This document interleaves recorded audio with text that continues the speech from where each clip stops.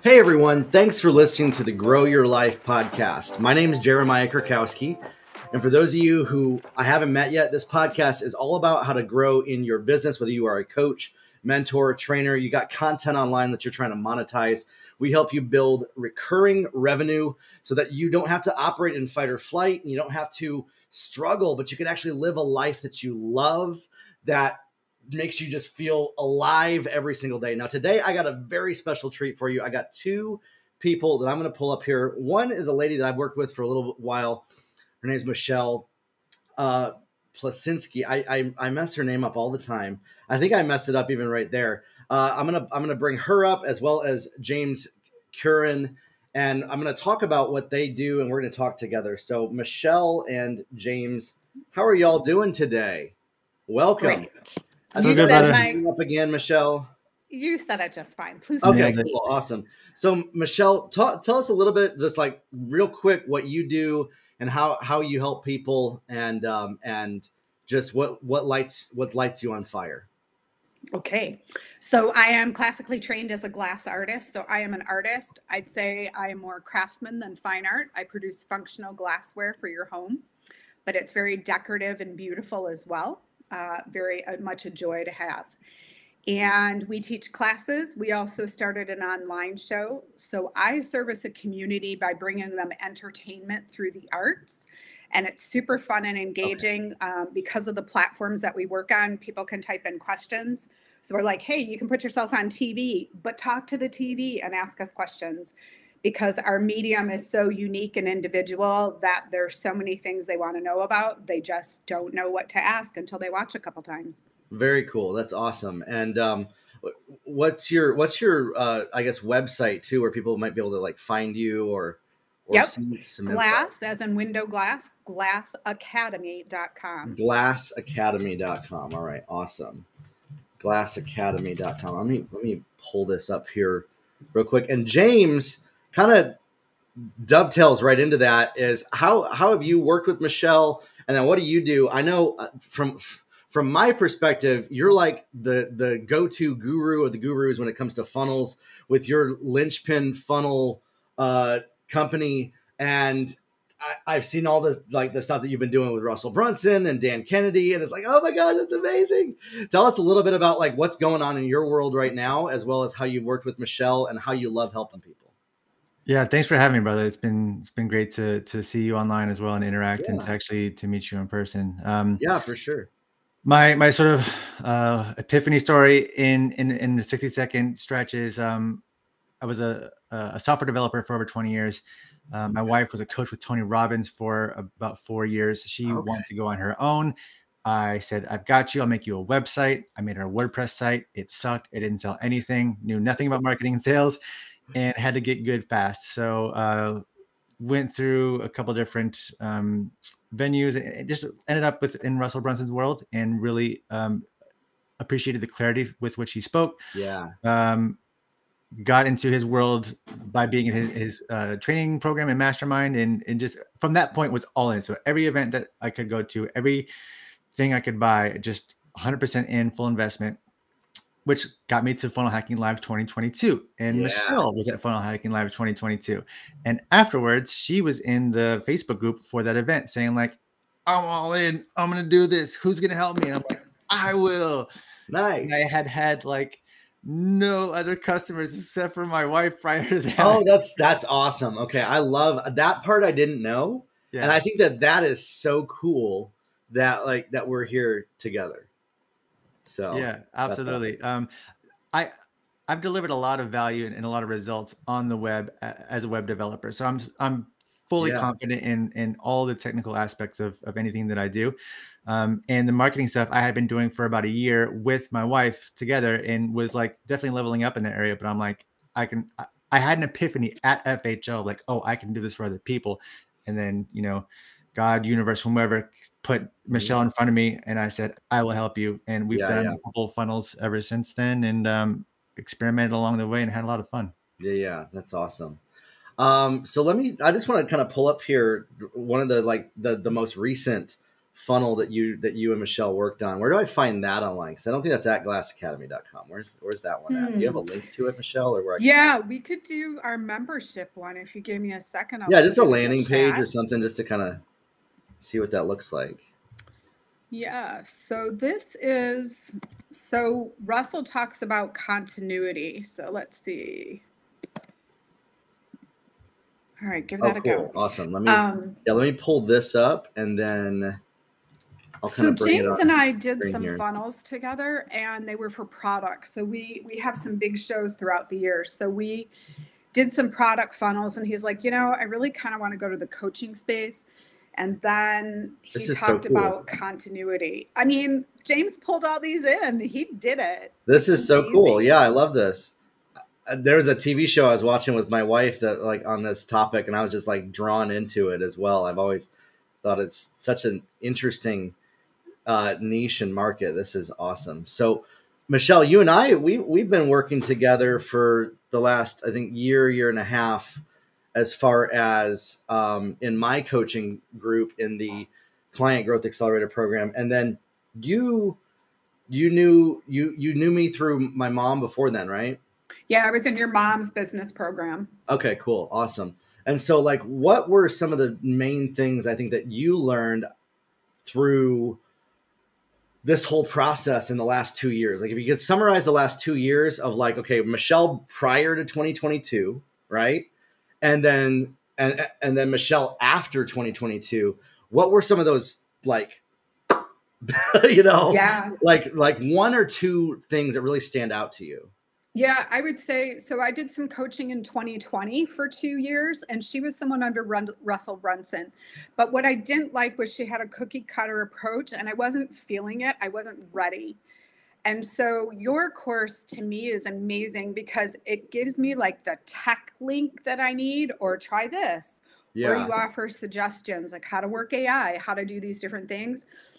I have it all in my head. Now it's James is pulling it out of me, but I have the confidence in your program to have the security net I need. I've talked to you, hey, Restream shut down and we went to Switcher. How do I do this? I don't pause or hesitate to have coaches or mentors in what I want to learn. So I'm growing our YouTube channel is where I really want to grow, because I think we offer our best with entertainment. I mean, if I can break up your day and have you watch something fun and goofy that's not political or any heavy subject matter and get you to chill out, it's amazing. Yeah.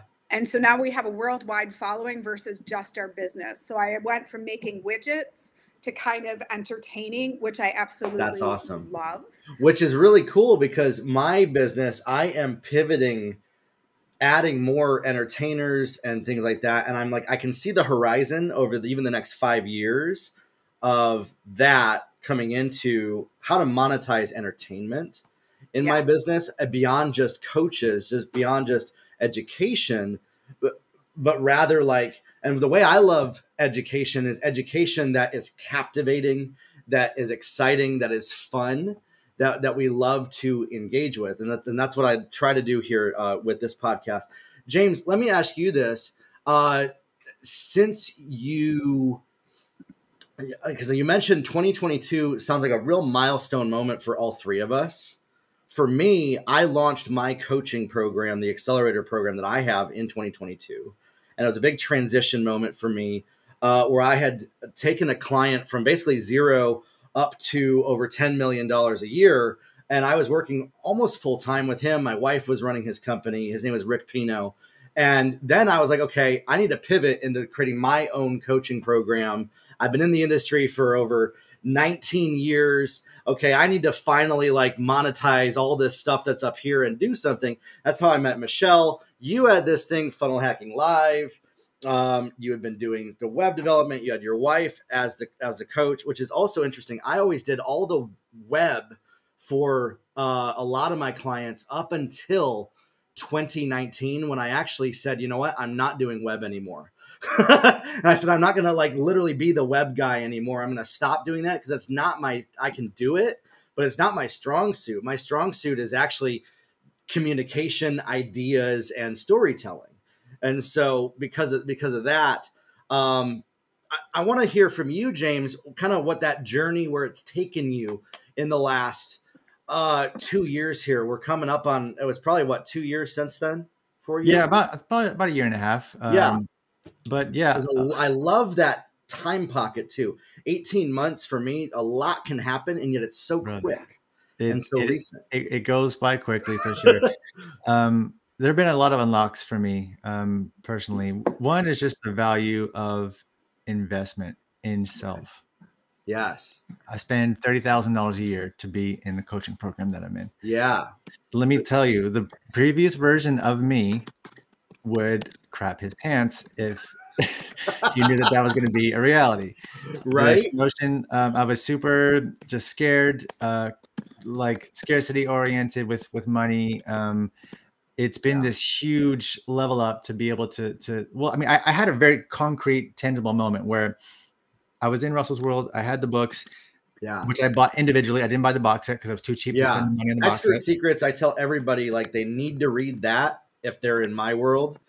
You know, I think it's one of my favorites. It's a must for sure. And the others, you got to at least know about them. And exactly. But so there was like this online event where they called it the Two Comma Club Live or something, and it was basically like some new stuff with some older FHL videos. It was this virtual event that was there to sell the Two Comma Club coaching program. Right. And I didn't know that because I was still new to this stuff. I'm like, I'm free training. This 3 days, okay, it's $200. Right. Yeah. But now you're like, oh, it's so obvious. It makes sense. Now it's a different game. But I was there at the crossroads where it's like, okay, I see that those people know what they're doing. I can figure this out by myself. I'm a smart dude, just like straight up. I can figure out a lot of stuff. Right. But how long will it take me? How much suffering? How much more will my savings account have to be drained in order for me to figure it the frick out and actually make something happen? Right. So instead of just like going the slow burn, I went all in, did the fast burn, and that going all in, figuring it out, finding out what I'm freaking made of. Breaking down and like attempting to go back to safety. Like I've really had thoughts of like going back to my previous jobs and being like, can I do some contracting work with you? But then didn't, like, oh yeah, all of that, dude, like everything. Good for you. Yeah, it's been a total like spiritual journey ever since then. And now I'm at the place where, I'm increasing the value that I provide and looking to serve higher value clients at a higher level with bigger scopes. So I have a new growth opportunity in front of me, but like I'm cool with it. I'm not freaking out like I was before. Cool. And I can tell you're not pulled in by like the money and like it's like, oh, there's all this money that I need to make. And that's one of the things I love to surround myself with is people that are. Here's the thing. I'm very money motivated when it comes to like, okay, is there going to be a return on my investment? Is it worth my time? Right. But like, you couldn't pay me enough to do things I don't want to do. And I think that like having that opinion, and I've sat there and done like a thought experiment, like, okay, how much money would you need to pay me to do something that I refuse to do? And it starts going into the multiple billions. And I'm just like, nobody's going to pay me that anyway. So, so it's like knowing that you're at that place of abundance and then taking action on the things that maybe you've been fearful of, or the familiar behaviors that we're used to doing. There's a lady, I literally just started her book recently. She was the head of culture at TikTok, and she was a consultant for Facebook. Her name is Mikkel Oshman. And I started reading her book, What Would You Do If You Weren't Afraid? Now, I've only gotten about halfway through it. But what I loved about it was the first intro spoke to my soul so much because she was like, I spent years in therapy. And this is all the lessons that they couldn't help me with. Because I solved a lot of the stuff, but and eventually 4 chapters in, she's like, you just have to do it scared. You do. You just have to do the stuff that you're terrified of, even when you're scared to do it. And you got to like learn how to get tools to regulate the emotions so that you're not stopped by the fear as far as it goes. And I'll just tell you, a lot of people who listen to this podcast, they know my story, my background, things like that. I've just had crippling fear at every level of my business. The reason why I tell people this, the reason why I've been in the industry 21 years, a lot of success, but not for myself as much until the last 2 years, because I was always helping other people because I was too afraid and didn't think I was worthy of my own success. I helped multiple people make 10, $20 million a year. And yet I never really took those strategies and applied them for myself. The most money I ever made was $250,000 a year. Now I could consistently make $250,000 a year in my sleep. But it was like, I was terrified to do the stuff to go beyond that as far as that goes. And so what are some of the lessons that, Michelle, I want to ask you this, that you have found when it comes to doing the stuff when you're afraid to do it? Or maybe it's not even fear. Sometimes fear manifests in very different words. Fear can manifest as wisdom sometimes. The word, I find some people, they're like, well, it's wise to not do this. And I'm like, no, you're actually afraid is what it is. You're not actually wise. You're using wisdom as a crutch for your fear because it looks really good and noble to say, oh, it's wisdom for me to go back to the old clients, right? Because in some people's minds, financially, that would be wise. But we're choosing to live a different life. We're choosing to live a life that is different than what most people are willing to live. And so in our world, it's not wise to go backwards to where we've come from, right? And so, Michelle, what are some of those lessons that maybe you've learned about taking action and as well as the accountability with that? So taking action, James, I wrote down your comment, go back to safety. And it's like, oh my God, you did it. Like your thoughts were so quick. I was like 8 years into our business and I'm like, I can't do this anymore. Like, this is too stressful. Yeah. I'm an artist, so first off, you come out of the gate with starving artist on your head. I worked at a historical museum, the Henry Ford, which is like this famous museum in Michigan. Oh my gosh. My childhood memories there. I know. Jeremiah's from Michigan. Oh, cool. One of my favorite places in the world was there. I mean, Henry Ford, whatever people say about him, he was beyond his years. I mean, it's fascinating. He would take buildings and transport them. Yeah. And when I worked there, you could go up in the library and look at any book. So, I mean, I wanted to be a history major. What do you do with that? And so I moved out of the house at 17, went to college, worked a full-time job, was humping it. And then was just like, at what point do you settle in? So I look at my gifts and talents. I loved history, so I got a job there. There was an opening in the glass shop. Wow. And so this is that. Were you there in the 90s? Yeah. My family was there at watching the glass shop in the 90s at Henry Ford. My mom and I left in my 93. dad, all of that. So we probably crossed paths a few times. That's so funny. I mean, it's an amazing place. And if you look where you're inspired, what were the chances there was an opening? I started it. There were 6 of us. I was the one who really understood the medium. Maybe I'm good at this. Full-time job eventually, all the things you want in security. How many glass blowers do you guys know? Like, to get a full-time job in a museum as a glass blower with full benefits, you do that. And then what did I do? I went self-employed. Right? So my husband was an entrepreneur. I was having babies. I homeschooled the kids. I would work at night when they went to sleep. Like, we built this business. And throughout it, I intuitively had to say over and over, where is my strength? And trust my process and trust me. And that will ebb and flow and dip throughout your life. Mm-hmm. And, we landed now at this place where I met James at Funnel Hacking. And I realized this is bigger than what I can do. And I need to bring people in. I mean, that's so out of my comfort zone. I love talking to people, but at heart, I'm an introvert. I need to sit down and do the work. I write the copy. I can drive the ship, but I don't want to manage a huge team. So it's like, how do you find this balance of your intrinsic talents and then work with people to bring them out? That's awesome. Let me ask you this, Michelle. In the last 2 years, what are some of the things, like, again, prior to 2022 and then like today, lessons of things that you're like, okay, I didn't realize I had this fear, worry, or block. I guess we could call it blocks even, right? Things that were blocking you from where you're at today. That could be even like one lesson that you could pass on to people that are listening to this podcast. Because I think that's really going to be some of the value that we can provide to them? I got the best one because I just learned this yesterday. It was talking about beliefs, and it was saying, like, when you have a belief, this pen will write my full notebook. Like, it can write that. It's got that much ink. Like, you look at your beliefs. Is that true? Yeah, it could probably write a whole notebook. Could it write 10 notebooks? Probably not. So you look at your beliefs as they come up and you see if they're real. Now, Russell just is doing this thing where he's posting every day and he's putting these challenges. He has a book club. He has all these things, and I'm blending all those conversations together, being around like-minded people. I like totally resonate with what he's saying. And one of them was a money challenge, and you had to write down your husband's beliefs, your spouse's beliefs, your money beliefs as a child.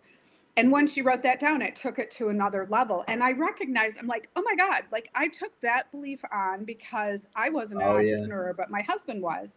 So the belief is anyone you do business with is like a crook, or like they're going to steal money from you, or like you gotta, he had very hard beliefs that were not my own.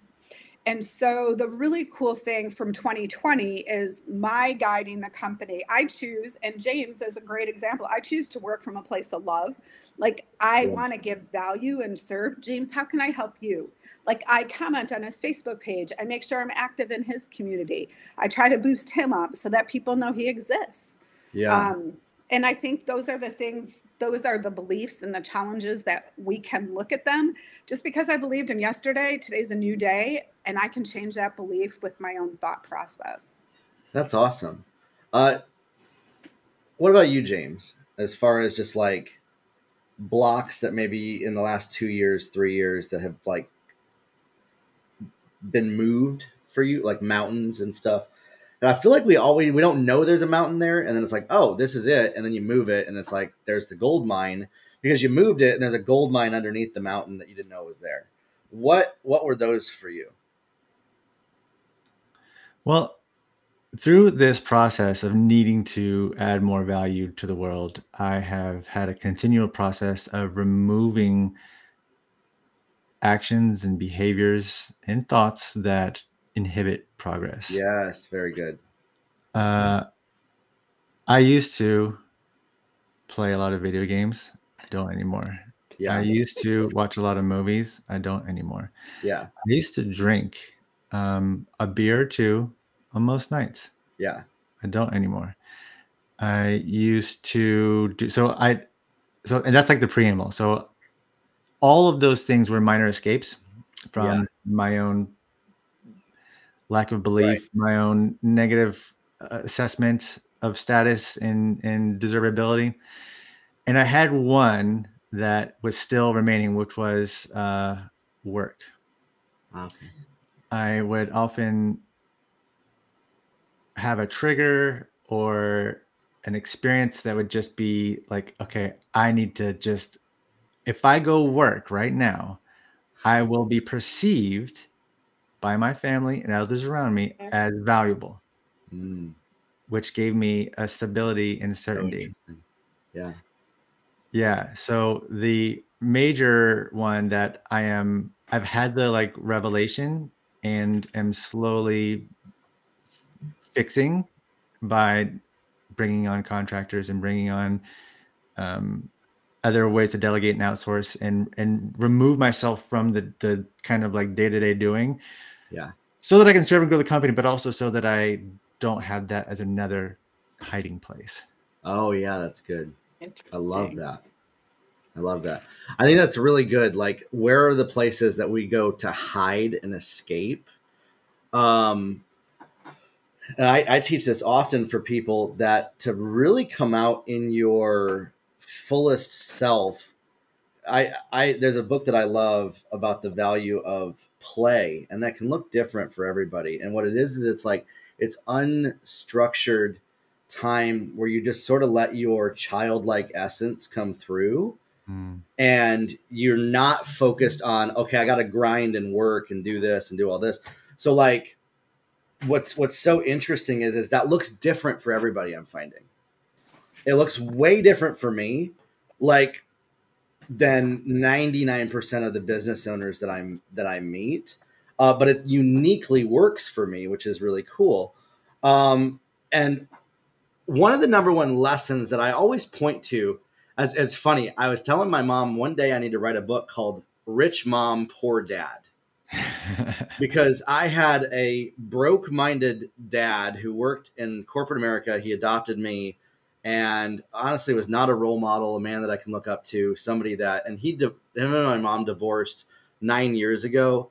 I saw him 2 years ago. I shook his hand and that was like the only interaction we had was that, because he operates in this, just victim mentality constantly as far as that goes. And I know why that is. I've really made peace with where that comes from because it's the only thing that he knows how to do.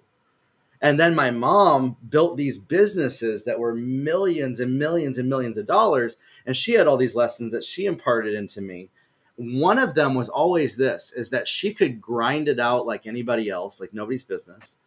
And I remember seeing her working 90 to 100 hours a week when I was 12, 13 years old. What was interesting was I respected that a lot in her. My younger brothers weren't too, they were more needing her more as a mom, but I respected that hustle in her at that age. And I was like, oh, wow, wait, that's what it takes to provide for a family, working 90 to 100 hours a week.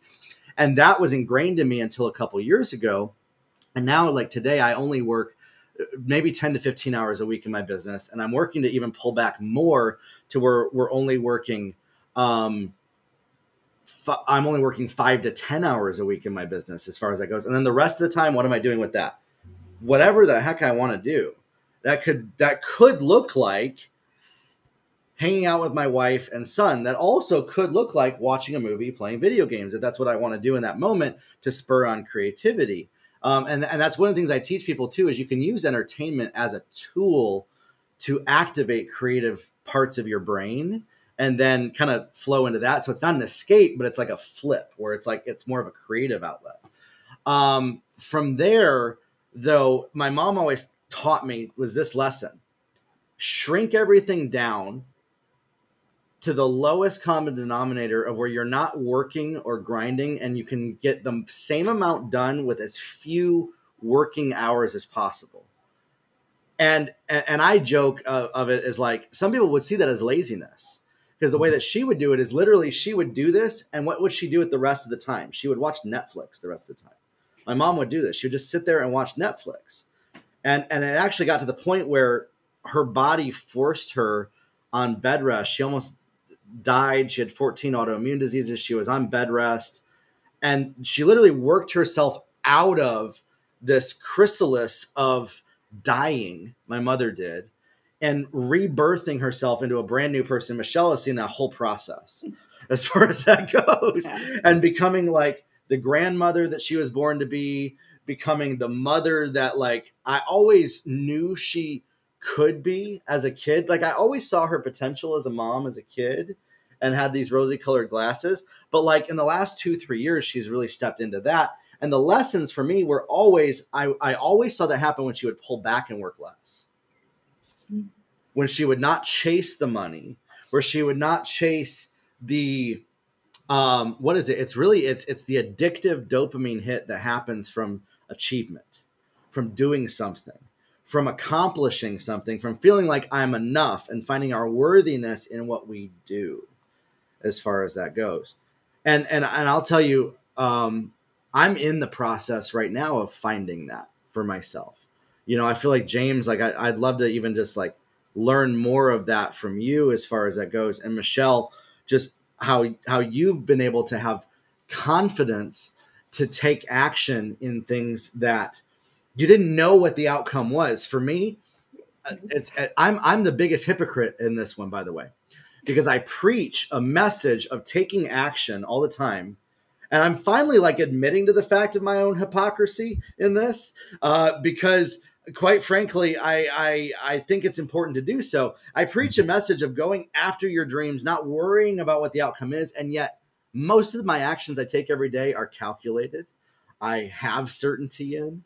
I know what the outcome is. And very rarely do I take an action that I don't think I know what it's going to be, until recently where I'm like, you know what? Like, God, I need you to show me what the next step is, because I don't know what it is.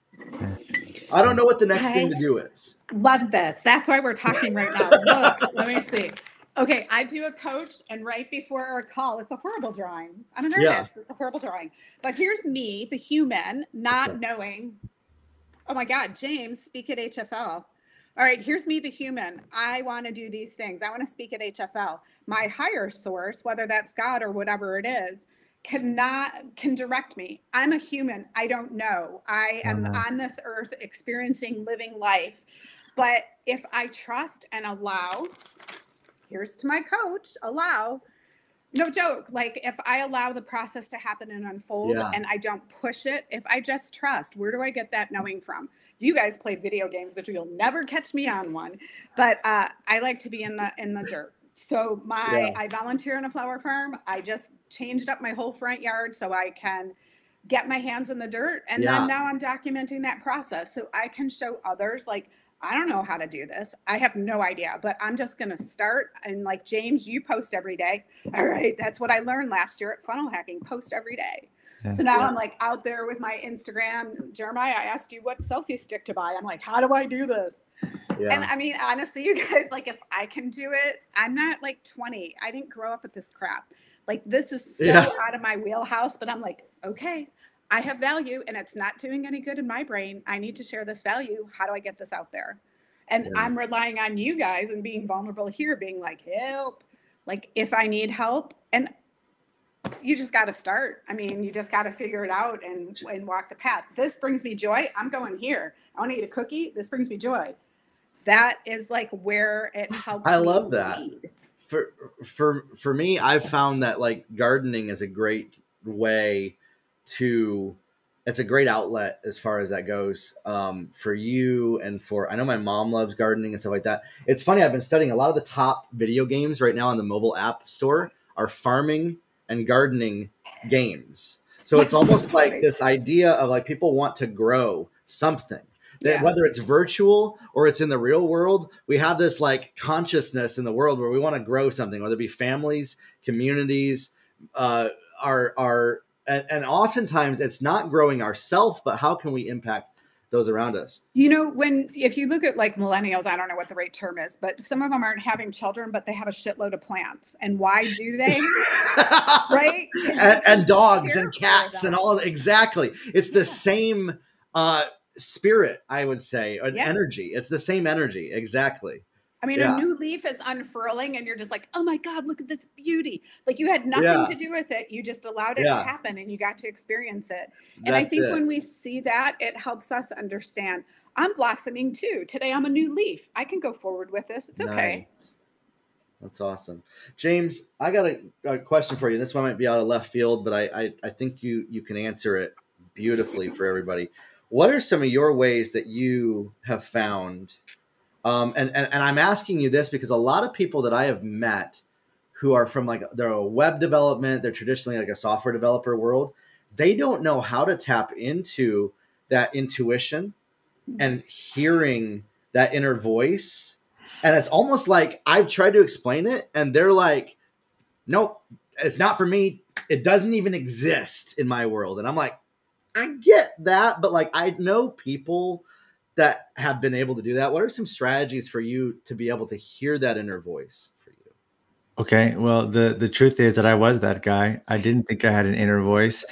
So the real answer is, I don't know if you guys are familiar with the term complex post-traumatic stress disorder, the CP. Yes. CPT.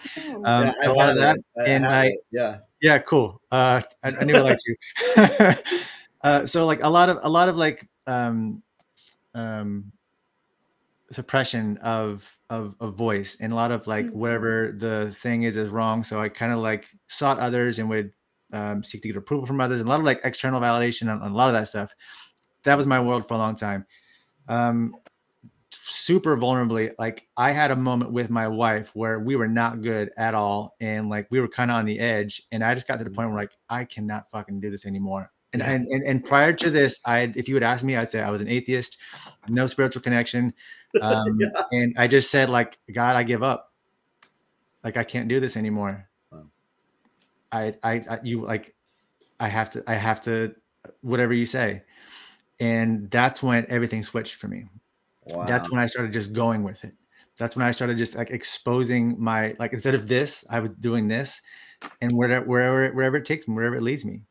Wow. And I'm doing that now. So I don't have any strategies. I don't have any tips and tricks. I don't have anything other than, for me, what worked was just to keep going, being and I value how driven I was. I value like the consistency and the persistence and the ability to take something. Like I was dragging so much freaking weight throughout the entire span, right? That's laudable, right? And dropping all that so I can go faster and go higher. Yeah. It's just a brilliant thing. The surrender aspect is a big part of it.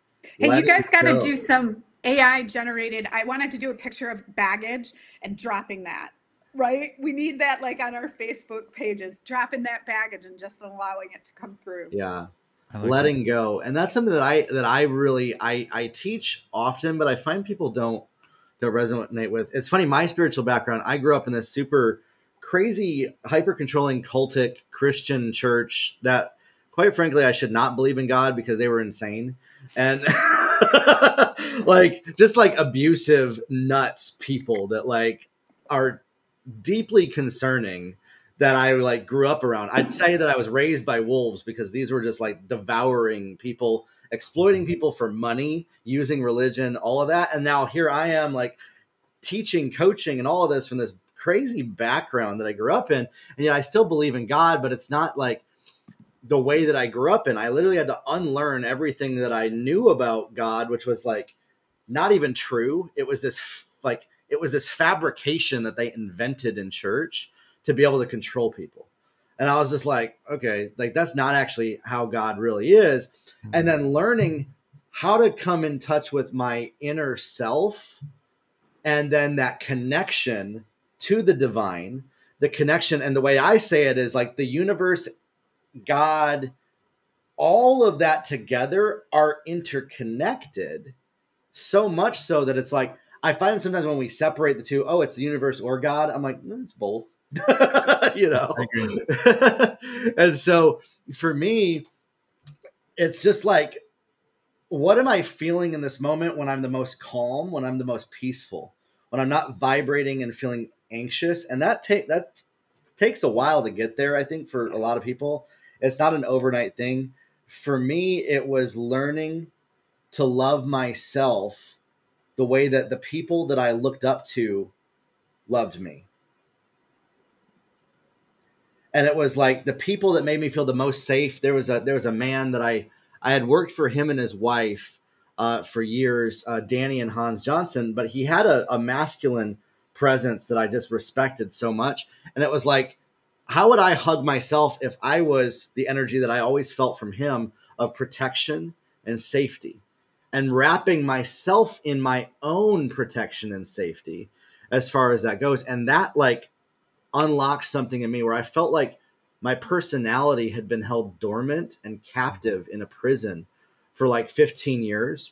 And a lot of people don't know this about my story.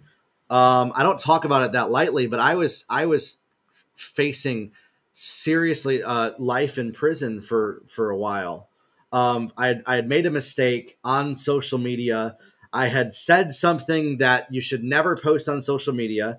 That I didn't know violated the Patriot Act. I didn't know that you can't post, even joking, a threat against a president. I didn't know that. I thought it was like free speech. And they're like, nope, it's not. We're going to arrest you. And by the way, you're facing life in prison for this. Wow. And I was like, crap. I was drunk one night, and that was my whole legal defense. I was drunk, wasted out of my mind. And they were like, okay, they investigated and they found out. They're like, Jeremiah is like a very good, upstanding person. But I was like, okay, I'm actually thankful that we have a system that investigated this and took this seriously too, as far as that goes. But I was terrified. And then that fear, all of that was 15 years ago, locked me up into this I was so afraid to make any mistakes with what I say. And then the skill set that came out of that was sales copywriting and being able to communicate on podcasts and to be able to communicate with content and to teach people, but I was so afraid to say the wrong thing at the wrong moment in time. I mean, there are people who I've lost business with when they found out my past 15 years ago and the mistake that I made. And they're just like, I literally can't associate with you. Like I literally, they're like, I need you to delete that recording that we just did because my name can't be next to you because of the connections. I found out they were like doing stuff with the government and all of that. Now, one of my closest friends, he does stuff with presidents and politicians all the time. And he's like, not concerned about it. So I'm like, it just, some people are part of your tribe and others are not. And not everybody's supposed to go with you long-term into things. And I think that's one of the things is learning to let go. That's where I'm trying to like land this plane is learning to let go of what we thought how things should be in our lives. Right? We have this vision of like, oh, it should be this way. It should be this way. For me, I should be wealthier than I am today. And I could sit there and beat myself up for hours and hours and hours and upset that I don't have more zeros in my bank account today. Yeah, but I'm going to interrupt you because you are extremely wealthy. You have a beautiful wife. You have a healthy child. You know what I mean? We need to stop looking at wealth as dollars in the bank. I know. You have great health, a vibrant community. You are extremely wealthy. Exactly. And the time freedom that I have too. Literally, I don't do anything that I don't want to do at any moment in time. I can say that like I just choose what I do every moment in time.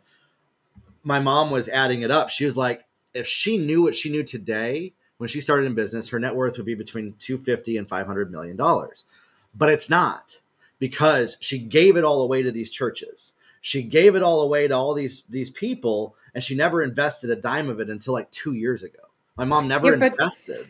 That was, if she didn't do that, she wouldn't be where she is now. So I know. We have to trust that the path. And so where I'm saying is that I'm landing this to we got to let go of the should do's. Yeah. And the past stories of, gosh, I made this mistake 15 years ago. I made this mistake 10 years ago. I made this mistake 2 years ago. I want to say this. I'm almost getting like a word for some people right now. You might have joined a coaching program 2 years ago with a coach that led you down a path that lost you a ton of money. And now you're hearing this right now and you're like, okay, if I had found James 2 years ago, I would be a millionaire today. If I had met Michelle, I would be a completely different person than I am today 2 years ago. But instead, I followed this path and we end up feeling this guilt and this shame and this worry. And we're just like, I just wish things were different. Can I tell you this, just for those that are listening? What if everything led you up to this moment in time right now for the purpose to launch you to where you were supposed to go?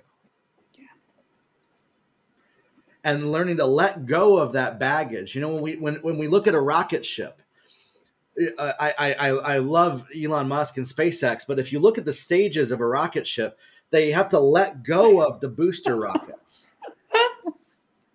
That's what so there's about. All these rockets that are, and what ends up landing on the moon, it's this little tiny thing at the very top of the rocket. and like 90% of all of the stuff that they build to even get it out there just disappears and falls back and nobody is concerned about it. But they spent all of this time building up to that moment in time.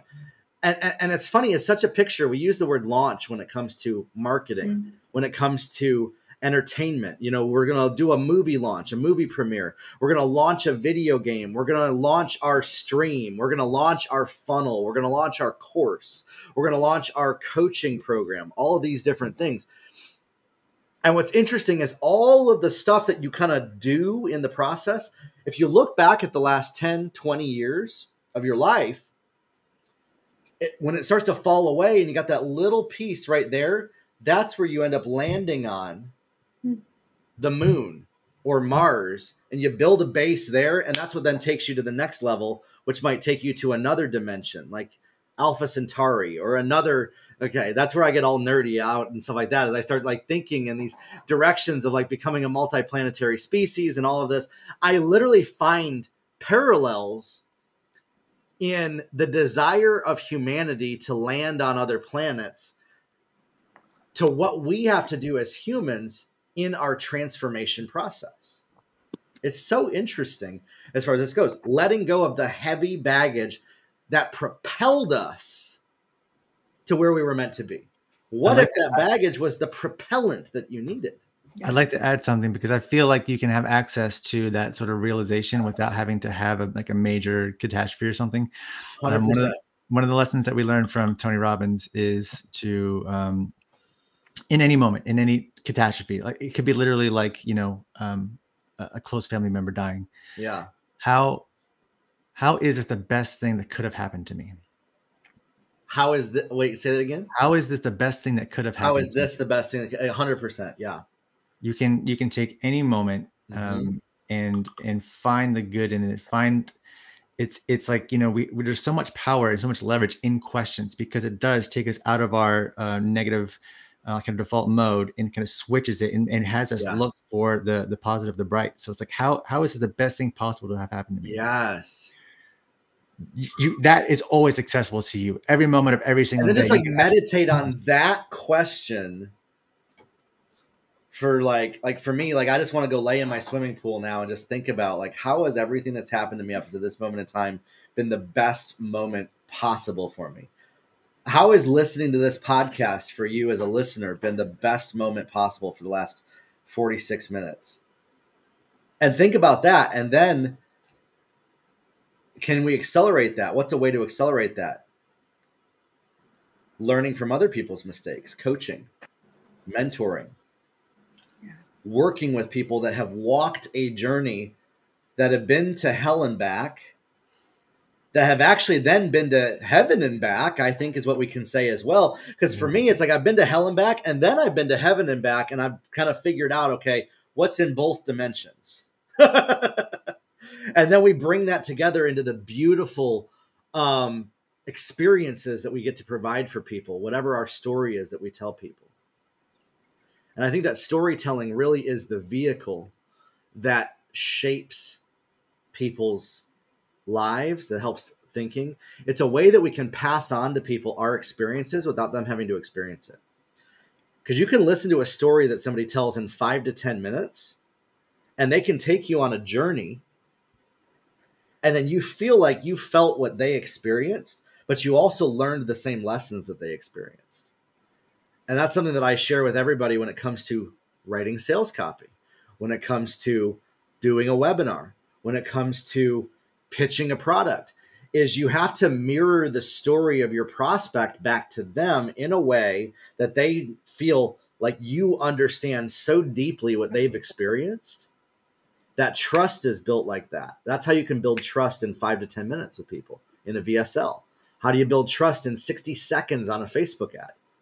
By learning how to tell better stories, and then learning how to articulate and communicate that way. Now that's a process that's what I love to mentor people on. That's what we work with you through in my coaching program.